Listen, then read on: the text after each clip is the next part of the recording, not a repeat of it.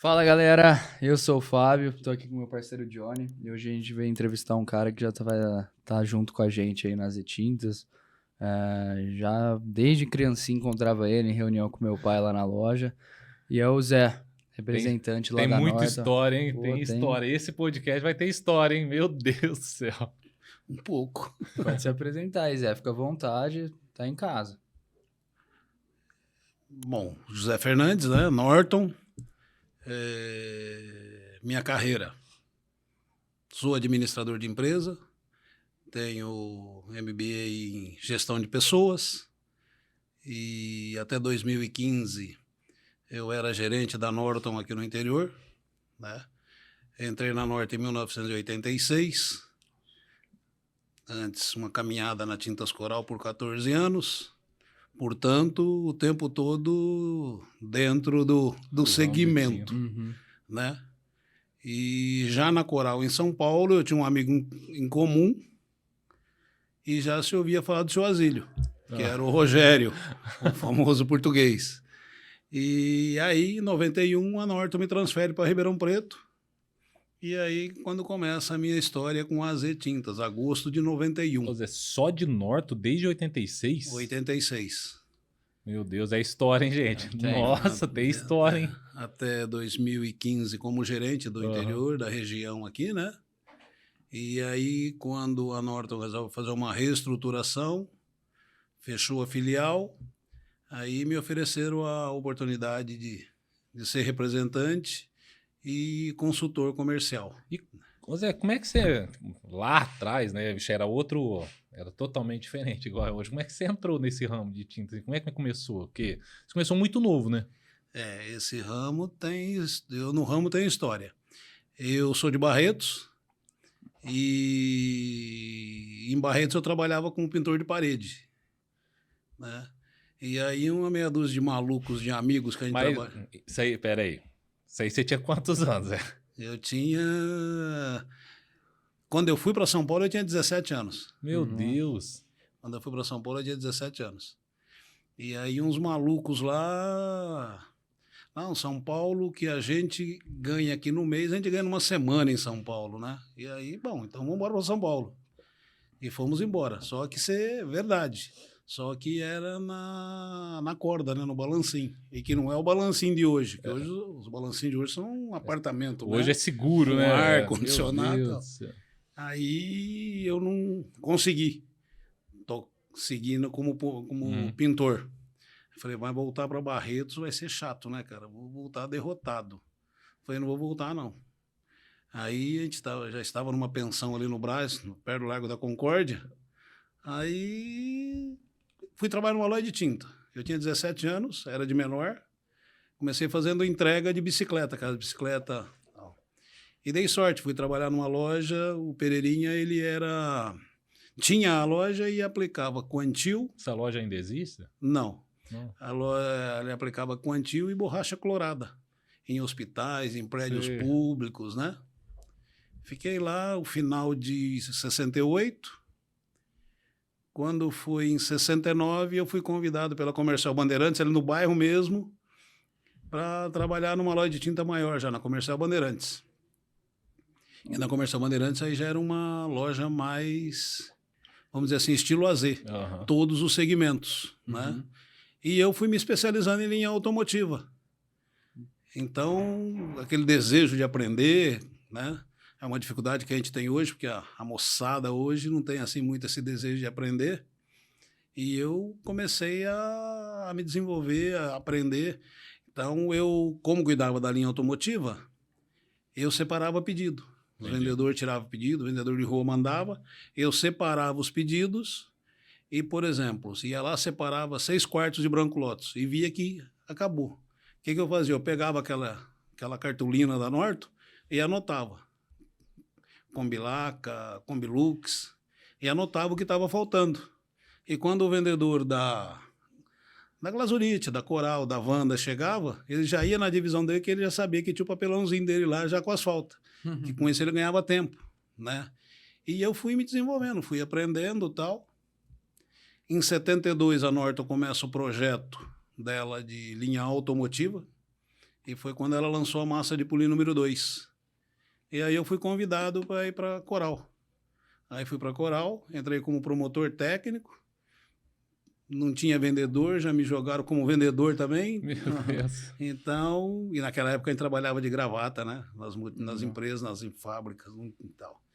Então, de manhã, eu visitava lojas, aí você via o bairro que você ia, via a tendência.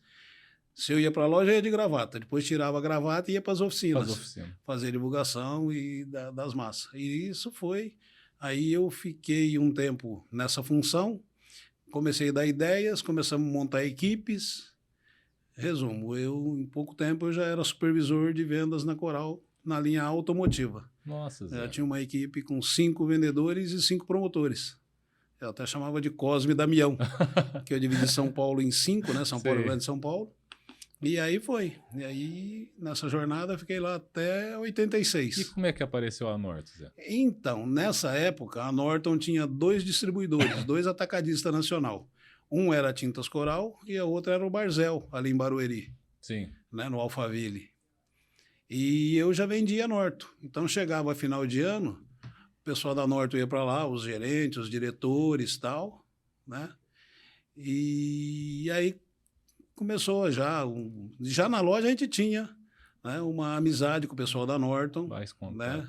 Na Coral continuou. E aí eu estava numa inauguração da Tintas MC, lá na Adolfo Pinheiro, em Santa Amaro. E aí um dos irmãos lá, o Armando, comentou com um dos diretores, que tinha sido meu diretor na Norton, o Mancuso, na Coral. O Mancuso tinha voltado para a Norton. Falou, você não está precisando de um gerente de vendas? O Zé Fernandes está querendo sair da Coral e tal. E aí começou. E aí isso foi. Começou em março de 86. E aí... Zé, é mais velho que eu, porque eu sou de julho de 86. Olha Meu aí. Deus do céu. E aí fui para a Norton. Aí fiquei 4 anos em São Paulo. E aí a Norton me transferiu para Ribeirão Preto. Naquela época aqui em Ribeirão Preto, a estrutura aqui era totalmente assim, pequena, familiar. Para você ter uma ideia, a filial de Ribeirão Preto atendia o estado de São Paulo, né, de Araras para cá, Triângulo Mineiro, Mato Grosso do Sul, Mato Grosso, Rondônia e Acre. Meu Deus do céu. Isso foi até 2002. E você conheceu meu avô como, Zé?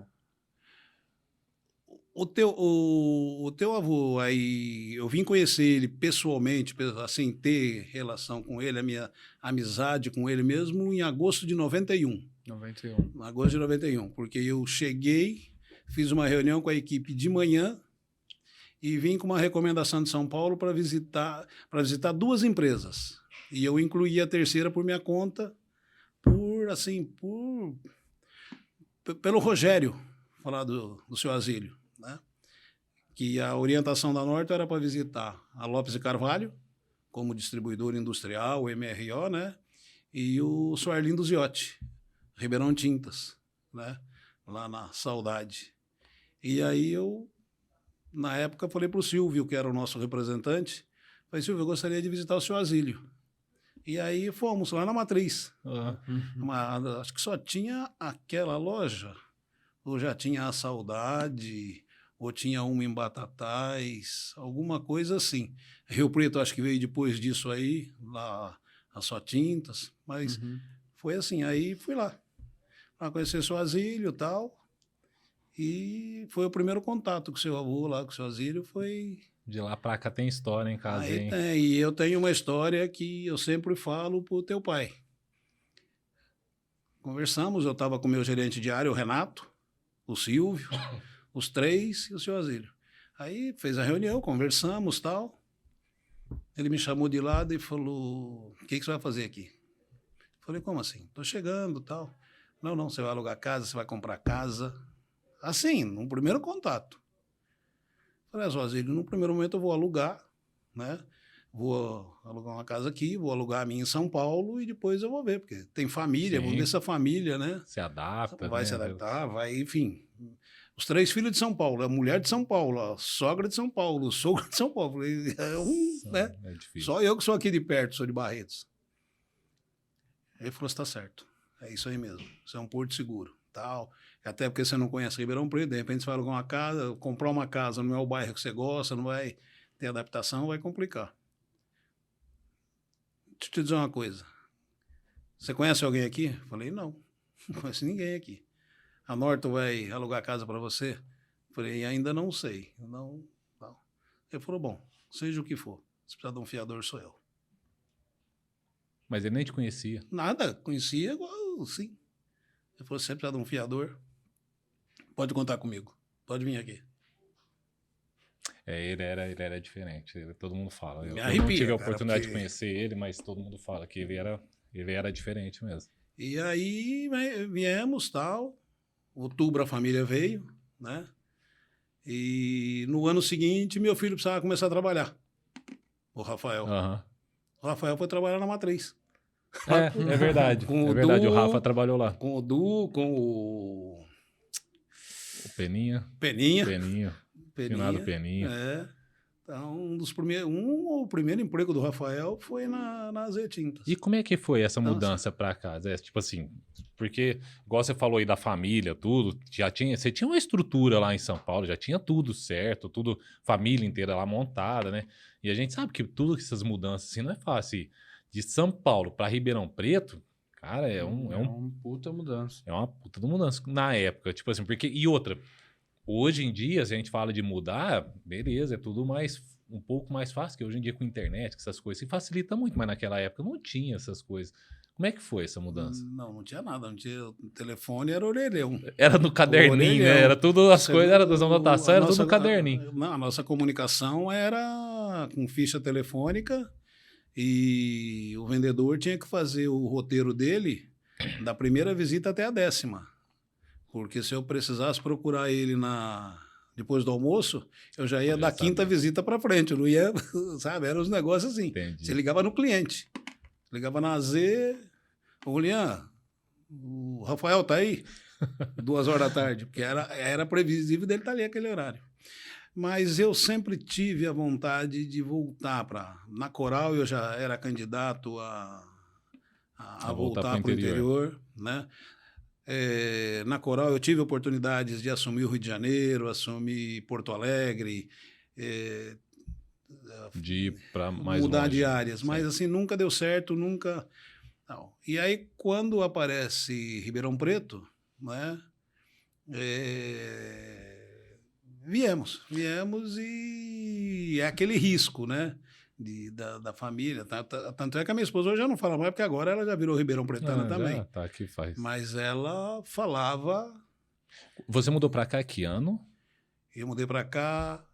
Eu vim dia 26 de agosto de 1991. A família veio dia 2 de outubro de 1991. 91. Então já tá a vida inteira, tem uma vida aqui. E então... só eu falo, a coisa consolidou e deu certo, porque minha sogra foi muito dura, né? Que a minha esposa falou, eu não fico aqui. Porque eu viajava, é o que eu te falei, eu ia até o Acre, né? Eu não vou ficar aqui, não. Minha família está toda em São Paulo, isso aqui é um calor de maluco. eu vou voltar. Se vencer no aluguel da casa em São Paulo, eu volto. Aí minha sogra fechou a questão com ela. Falou, você tem que ficar onde o seu marido está. Não é onde tem calor, é onde tem frio. Não é aqui que ele vai sustentar, que vai e tal, sabe assim? Aí caiu a ficha. E aí teve também a amizade, os vizinhos, né? Que foi enturmando com a igreja, ela começou a ter uma atividade que a gente tem até hoje, que é ali na São Paulo Apóstolo, na José da Silva, que hoje a gente é engajado lá em todas as pastorais e foge de algumas porque... E acabou criando uma ajuda, um apoio, né? Assim, porque... E foi coisas de Deus, né? Porque você vê, meu filho, o Rafael tinha, acho que ele é de 78, tinha 12, 13 anos, alguma coisa assim. Minha filha caçula tinha 6 aninhos, né? E era a hora de começar a dar os BO, né? Em São Paulo. Aí Deus falou, não, deixa eu tirar esse cara daqui e pôr ele num lugar mais sossegado.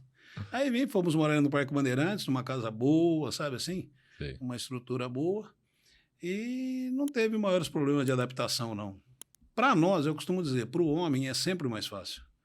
Porque visitar loja de tinta você visita aqui na Bahia, São Paulo, né? Eu fui fazer uma viagem agora recentemente para Vitória, que eu não conhecia Vitória. Enquanto eles estavam lá vendo lojinha de coisa, cadê? Eu estava dentro de uma madeireira lá, visitando lá, fazendo pesquisa com o cara. Eu falei, mas você não tem norte aqui, cara? O que que é? Assim, sabe? Aham. Eu sou muito curioso, assim, em aprender. Eu tenho um desejo de aprender maluco, né? E então não tive dificuldade, não, cara. Foi tranquilo, assim. E a evolução de Ribeirão da época que você chegou até hoje? Como é que você acha que foi? Foi muito grande? Foi devagar? Foi... Não, foi um negócio maluco. É. Eu me lembro que eu cheguei aqui em 91. Naquele ano eles estavam preocupados que na cidade tinha acontecido alguma coisa assim, não me lembro bem, mas tinha tido 2 homicídios na cidade. Nossa. Em 91, alguma coisa assim. São Paulo você ouvia isso por hora, né? Então, Campinas, e eu cheguei uma época a trabalhar em Campinas pela Norte também, já era um negócio, pela Coral, já era um negócio maluco. Então, Ribeirão Preto evoluiu demais. Nossa, nessa época, Ribeirão Preto tinha o quê? Acho que foi o primeiro governo do Palocci. Nossa. Uhum. Foi o primeiro governo, João Gilberto. Né? Então, mas Ribeirão cresceu demais, né? cresceu. Eu fui morar no Parque Bandeirantes, na André Veloni. Ali embaixo, na João Binha, ali, que tal? Aquele jardim, acho que é Palmares, cara, aquilo não tinha, aquilo era um morro. Matagal, né? Não, era um morro pelado mesmo. Quando começou a lotear, eu falei para minha esposa, vou comprar um terreno lá. Ela falou, você é louco, você não tem experiência em São Paulo, você não vai virar nada nunca. Não demorou 6 meses, já só comprava na base da revenda. Olha lá. Porque o cara tinha comprado 2, 3 terrenos e estava vendendo revendendo. 1 ou 2 para construir. E virou aquilo, virou, né? Hoje já emendou lá com a Anhanguera. A Anhanguera já virou uma avenida ali, né? Virou avenida. Porque do outro Virou lado avenida, já é Interlagos, É. aquela coisa ali. Então, Ribeirão Preto foi um... Ribeirão Preto tinha só o Shopping Ribeirão. E era o chaveirinho, né? Não é isso que tem aí hoje. As avenidas, né? A Maurílio Biasi ali, ela terminava perto do Parque Curupira. Ia quando ia mais ou menos até o campo do Botafogo ali. Uhum. Lá para baixo não tinha mais nada. Eu lembro que um cliente nosso, de um outro segmento a suprir, me ligou, Zé, quero te levar num terreno que eu comprei aí e tal. Falei, aonde é? Aí fomos. E estradinha de terra, e entra pela Portugal e desce. Falei, Chicão, você é louco. Chicão da Suprir. Hoje eles estão lá na Anhanguera, uma tremenda de uma indústria de ferro e aço lá. Falei, você ficou louco, cara. Isso aqui não vai virar nada nunca. Você é doido. Não, mas tá, olha o que virou. Você só olhava do outro lado lá que tinha alguma coisa, né? Que ali Ribeirânia. Mas ali não tinha nada. Quer dizer, então o Ribeirão foi uma coisa maluca, né? A Dom Pedro ia até a Coca-Cola. Para baixo lá era, né? Então, não, acompanhamos. Ribeirão, cada dia que passa, surpreende que já não tá tendo mais lugar para expandir. Daqui a pouco emenda com o Sertãozinho, com tudo ali. Um exemplo prático. Quando eu cheguei aqui, tinha um colega aqui que depois ele voltou para São Paulo, o Marcos Vinícius. Ele falou, Zé, se você for comprar alguma coisa, compra alguma coisa pelo lado do Irajá, aqui pro lado do Irajá, aqui para a Zona Sul. Que aqui vai acontecer. Aí você falava com os caras, esse cara tá doido. O negócio é Ribeirânia, Lagoinha, não sei o quê e tal. A boca santa do cara. A boca santa do cara. Olha o que virou a Zona Sul. Eu não sou dessa época, mas é a mesma coisa do shopping, né? Quando começaram a fazer o shopping, eles falam que o povo começou a chamar o povo de doido, né? Vamos fazer um negócio no meio do mato, um shopping no meio do mato, esse negócio e tal. Olha, eu vim em Ribeirão Preto. Eu vinha algumas vezes em Ribeirão Preto, mas antes de eu vir definitivo, eu vim aqui, acho que em 85, 86, na casa de um primo meu que morava na Amadeu Amaral, ali quase perto da Francisco Junqueira. E nós viemos no shopping aqui, mas era um shopping iniciando. Você não encontrava nada ali da Amadeu Amaral para cá, você pegava meio deserto a coisa. Tinha o Irajá, né, o bairro, mas você pegava ele aqui no meio do mato. Hoje você... Né, tem tudo. Tremenda uma estrutura. Mas não teve dificuldade, não. Aí a família ficou aí e nós estamos aí. Agora, daqui, só pro Bom Pastor. Bom demais, Mas é isso aí, a caminhada. E estamos nessa brincadeira aí desde 68. E você já é aposentado, não é, Zé? Sim. Sim, você continuou como representante da Norton. Você já passou por todas as partes, assim, da Norton? Tipo, gerência, essas coisas? Sim, sim. Em 86, quando eu chego na Norton, eu assumo a revenda em São Paulo, Uhum. né? Que em São Paulo é tudo segmentado. Tem a revenda, o que é revenda? É loja de material de construção e loja de tinta. Sim. Aí você tem a distribuição industrial, Uhum. que é quem MRO, manutenção. Um exemplo aqui é a Pires Martins, por exemplo. Uhum. É um distribuidor industrial. Tem a indústria, e naquela época tinha a indústria ABC e a indústria São Paulo, Sim. né? Porque depois essas indústrias vieram todas aqui para a região de Piracicaba e Sorocaba, né? Aquelas indústrias São Paulo, ali nas Nações Unidas, Interlagos, né? Vieram tudo para ali. Então, eu entrei na revenda, fiquei era quase que um círculo, né, para você fazer a carreira. Eu fiquei 1 ano na revenda, passei para a distribuição industrial. Da distribuição industrial, eu assumi a indústria São Paulo. Da indústria São Paulo, eu assumi a indústria ABC, que era um outro mercado, as montadoras, Volkswagen, GM, Ford, era um outro mundo de indústria. E aí, o que eles já estavam me preparando? Para assumir a filial, assumir uma filial, porque a filial tem tudo, né? Uhum. Na filial você tem revenda, você tem distribuição, você vem para gerenciar tudo. No nosso caso aqui, a gente não tem tanta indústria, mas tinha as usinas, o Sertãozinho, que na época Sertãozinho era muito aquecido, né? Hoje a bolha está muito fraquinha, né? Hoje não tem. Isso diminuiu bastante ali essa Né? parte. E cravinhos ali. E aí eu vim para assumir. Em Rondônia tinha muita madeireira, em Uberlândia lá, Pregos Triângulo e Souza Cruz, tudo indústria. Então eu passei por todas as divisões da Norton para... Ô Zé, e agora sim, uma pergunta pessoal e profissional. Quero que você me responda os dois. Como que foi esses anos tudo trabalhar junto com a Zetintas? Porque a Zetintas, assim como você lá do começo, expandiu muito, cresceu muito, né? Hoje a Zetintas, graças a Deus, é uma das maiores aqui da região, se não a maior. E como que foi, assim, como profissional primeiro? Quero saber profissional primeiro. Como foi trabalhar junto com a Zetinta e fazer parte desse crescimento que a Zetintas teve? Profissionalmente é um aprendizado constante, né? Porque a Zetintas hoje ela já está na 3ª geração. É a terceira geração. E você vê que é o legado do seu Asílio. Eles só vão atualizando aí as páginas, acrescentando as páginas, mas não perdeu aquele DNA. Que DNA? DNA humano, DNA de respeito, né? Seriedade no que faz, fidelidade, muito fiel aos parceiros, muito respeito aos parceiros, né? Então, profissionalmente, a gente aprende a cada atitude, né? Eu, que conheci o Fabinho jovem, acompanhei a ida dele para os Estados Unidos para se desenvolver e foi lá aprender a mexer com tinta automotiva, pintar carro. Aí volta, né?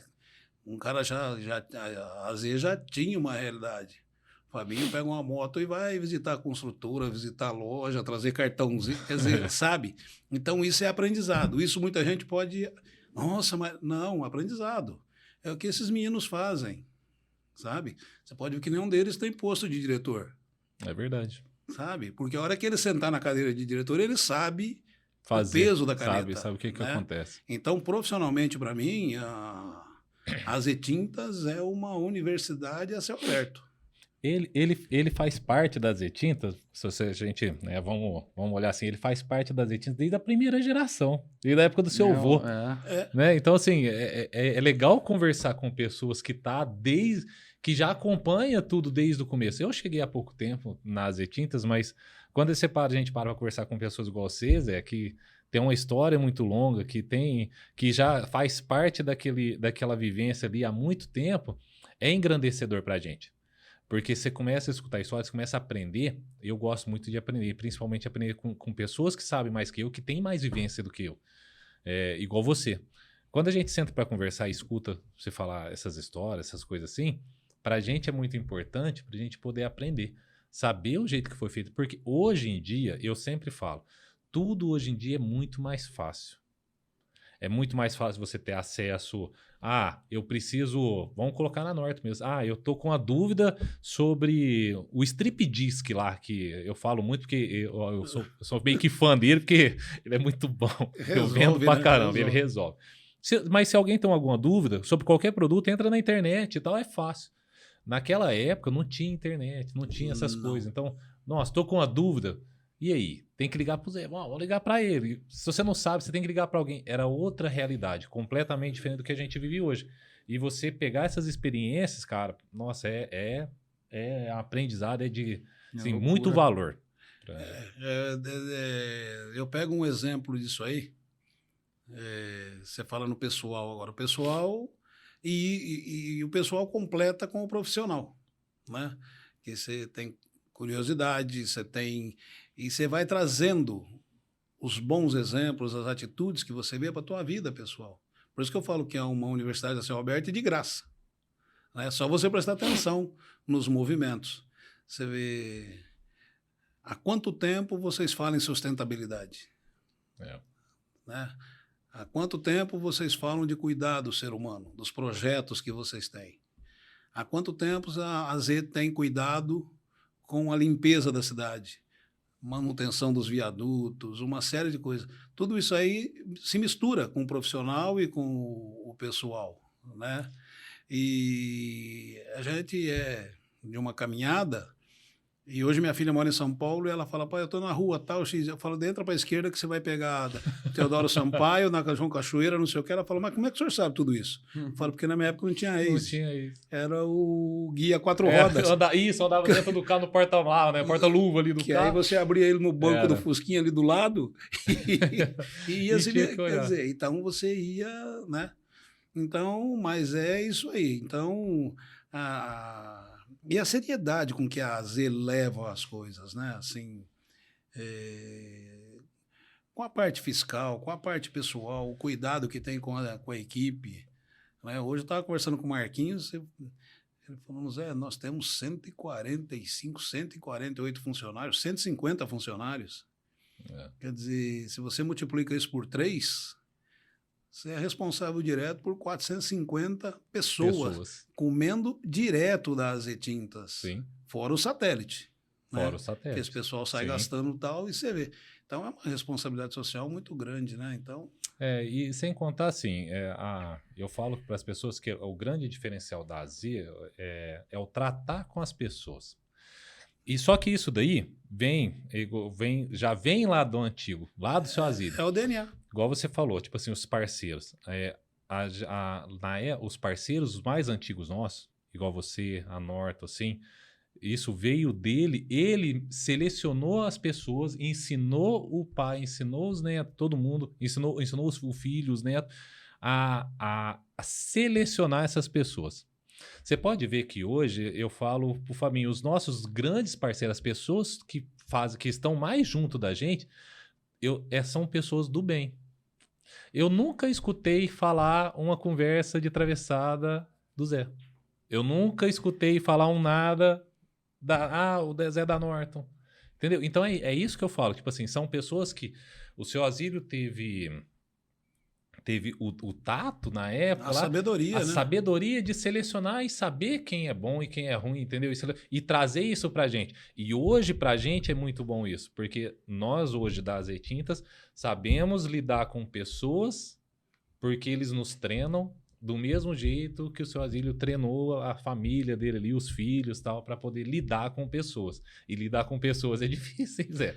Meu Deus do céu. Complicado. É uma das minhas especialidades. Essa é difícil. É a máquina mais interessante que tem, sabe? É a máquina mais gostosa de lidar, é o ser humano, né? Uma fotografia do que é as E-Tintas é o Cícero. O Cícero. O Cícero. O Cícero. Funcionário número 1. Ele vem a Ribeirão Preto, acho que antes dele ir para cá dos parentes, ele passa na loja. Ele vai lá, ele volta. O Leandro, quanto tempo? O Du. Verdade. Sabe assim? Então você vê.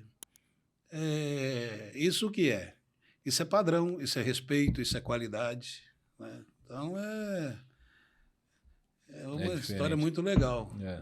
E igual a sua, né? É uma história legal que, assim, que querendo ou não, Zé, a sua história meio que se junta ali com a cada Azetinta, assim, e entrelaça, né? Porque muitos anos de parceria junto. Porque né? a Z é de 89. Isso. Né? Eu cheguei em 91, quer dizer, praticamente 2 anos aí, dava... Uma empresa com 2 anos é uma criança com 2 meses. Não dá pra você cobrar muita coisa. Né? É verdade. Então, é bem por aí mesmo. Mas então é essa nossa caminhada aí. Rapaz. Você falou de sustentabilidade, tal, que a gente e as Azetintas têm essa preocupação mesmo. E como que você vê isso, Zé, no futuro? Essa parte de sustentabilidade, você vê isso com bons olhos? Como que você enxerga isso? Assim? Eu vejo com bons olhos, sou a favor da sustentabilidade, do meio ambiente, sabe, da energia limpa, né? Só que o topo da pirâmide só faz discurso, né? Você vê que faz os acordos de 2020, 2035, agora em 2050 eles querem... No papel tudo é muito lindo, sabe? Bonito e maravilhoso. A Eco, Rio, não sei das quantas, sabe? Mas agora, a gente tem que fazer cada um sua parte. É o que a gente está vivendo com a dengue agora. O governo não dá vacina, o governo não sei o quê. Mas aí vai lá no fundo da nossa casa, tem lá um pneu, tem um vaso. Peraí, amigão, você é produtor de dengue, que governo que aguenta? Que governo vai aguentar? Você vê, nós estamos vivendo um problema agora de enchentes. Não, porque o governo... Gente, mas o governo pôs sofá aí no meio da rua, pôs pneu aí dentro do rio. Jogou o papel ali no chão? Então, infelizmente, a gente está vivendo aí um momento assim... como é que eu vou dizer... Eu costumo trazer muito para o profissional. E aí acaba pegando no pessoal também. Hoje, os jovens, com pouquíssimas exceções, não têm interesse em aprender. Eu tenho essa mesma visão que você. Não tem. Eles não têm interesse em aprender. Eu tenho essa visão com você e eu já falei isso até aqui mesmo eu já falei, não lembro com quem que nós estávamos conversando, e que eu acho que num futuro próximo, eu acho que no Brasil vai acontecer meio que o que acontece hoje no Canadá, Estados Unidos, que é a falta de mão de obra, de ter que exportar de outros países a mão de obra qualificada. Porque você pega países igual o Canadá, Estados Unidos, não tem mão de obra. As que tem são ruins e cara. Por quê? Porque os jovens hoje em dia não querem. O jovem hoje em dia não quer pegar um rolo e aprender a ser pintor. Ele quer ficar na internet. E é uma frase que eu penso muito, eu vi no Instagram esses dias. Um sheik, bilionário, estava fazendo uma entrevista e perguntaram para ele como você chegou onde você está hoje, como você tem tanto dinheiro. Ele virou e falou: meu pai andava de camelo, eu ando de Mercedes, meu filho vai andar de Land Rover, meu neto vai andar de Land Rover, mas meu bisneto vai andar de camelo de novo. E o que isso significa? Que homens fortes criam tempos fáceis criam homens fracos tempos difíceis, e tempos difíceis homens fortes. Vai ciclando. Muita gente hoje, igual vocês falaram, jovens, muitas pessoas que eu conheço não têm interesse no futuro. Tá vivendo hoje, não se preocupa com o que pode acontecer amanhã. E eu acho isso uma coisa muito preocupante. Você mesmo, você tá com quantos anos hoje? Eu tô com 18. Quantos jovens de 18 anos hoje, e eu vou dar, bem simples, hein, bem fácil, aqui um exemplo. Quantos você conhece, que você deve conhecer vários, que pai e a mãe ali, a família tem empresa, mas que ele tem 18 anos e se interessa pela empresa dos pais? Dá para contar nos dedos, não dá, Zé? Muitas. Não tem, porque eu quero falar, o jovem não tem interesse em aprender, de uma maneira geral. Nós que sabemos alguma coisa, não temos o interesse em ensinar porque nós somos ultrapassados para eles, na visão deles. Né? Que eu não tenho a mesma agilidade que ele tem de digitar, ele acha que eu estou fora de época. Pois é. E nós esquecemos, nós paramos, que isso é um ponto forte, principalmente do Marquinhos, viu? Confraternizar. Nós não confraternizamos mais, porque a gente não tem tempo. A gente confraterniza 110%. Fez 110%, você pegou uma obra lá e cobriu tua cota só daquela obra. Acabou. No vertical. Aí você celebra. Aí você fez 90%, que aquele 90% é perene, aquilo é a tua realidade. Você não comemora porque você te põe de castigo. Você fala, peraí, eu não cobri a cota aqui, eu vou celebrar o quê? É verdade. E o Marquinhos, né? Esse grupinho que nós temos aí. É um grupinho que a gente busca resgatar isso aí e provoca as pessoas para ir. Quantas vezes a gente provoca teu pai? A gente sabe a agenda dele complicada, né? E outros colegas aí, gente, vem, vamos bater um papo, vamos, né, celebrar. E aí você pega isso que o Fabinho falou. Eu recebo umas revistas do Conselho Regional de Administração. E agora, em outubro, novembro, saiu uma matéria sobre essa geração. E aí é assustador. Que o jovem ele está estudando, está se autodesenvolvendo, mas para ele. Mas você não pensa em liderar uma equipe? Eu? Trabalhar? Não, eu quero cuidar de mim. E quanto tempo você quer ficar numa empresa? 2 anos, 1 ano. Sabe assim? Quer dizer, no popular a gente chama de carreirista, né? Uhum. É que ele passa aqui, depois ele já está no outro andar e vai, e não vai construindo nada, né? E isso é um perigo. É a definição que você fez aí, isso é verdade. Né? Isso é uma realidade, esse ciclo aí. Né? Só que não vai ficando nada plantado. Né? Então, mas os desafios aí, né, do século XXI, as modernidades, e a gente vai tendo que ir se adaptando. Eu agradeço a Deus dele estar deixando eu viver isso.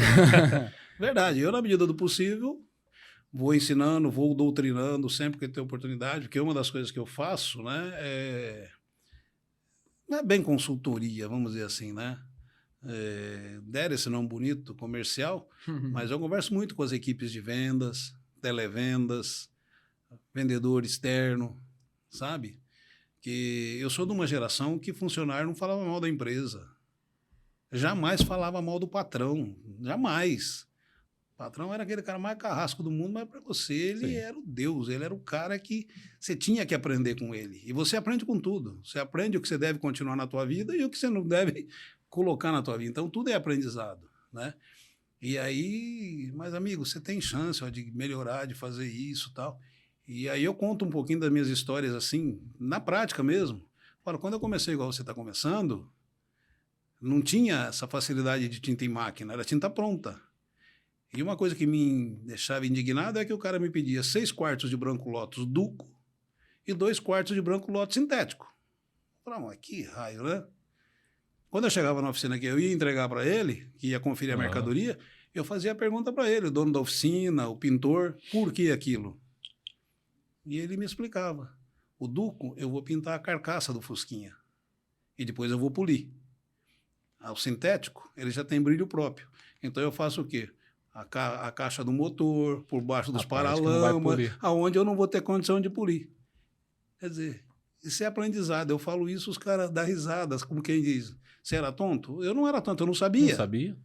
E aí, se você perguntar pro cara que tá rindo, ele também não sabe uma série de coisas, sabe assim, cara? Então, tanto é que é comum hoje o cara te perguntar quanto é o ST desse produto? Amigo, mas teu contador não te informa? Não, ele não sabe. Ué, mas ele não é teu contador? Ele não é o contador? Como é que faz a conta tal, para achar o índice de ST? Então, você tem que pegar o MVA. Aí você já viu que você começou a falar grego pro cara, né? Falou, gente, como é que tem loja? Como é que tem empresa? Sabe assim? Tá aí. Dá certo? Dá certo. Tá vendendo, tá recebendo. Mas se precisar agir, não tem uma ação. Então, eu vejo isso com muita preocupação. Uhum. Vejo mesmo.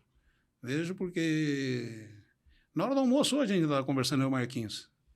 A Zê, ela monta, esse ano, se ela quiser, ela monta meia dúzia de lojas sem comprar uma folha de lixo. Sim. A pergunta é, a matéria-prima mais escassa que tem, quem toca? Não tem. Não tem. Hoje a maior dificuldade que tem é mão de obra. Quem toca? Tem talentos dentro da empresa? De monte. Mas aí você vai dividir? Aí você vai enfraquecer o que já tem? Sabe? Então, é um desafio. É um desafio. E a gente fica cobrando investimento, fica cobrando crescimento. Mas o ser humano não está. Eu não sei se essa instituição socialismo, sabe? Do cara, é cesta disso, cesta daquilo, é verba de filho, é verba de não sei o quê. E isso vai criando uma geração, né, ruim. Mas é o que tem aí, é o que a gente toca, né?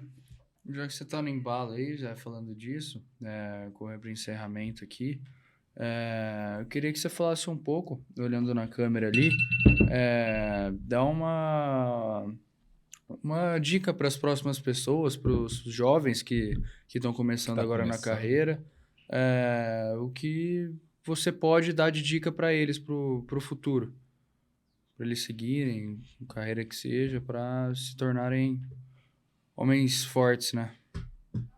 Verdade.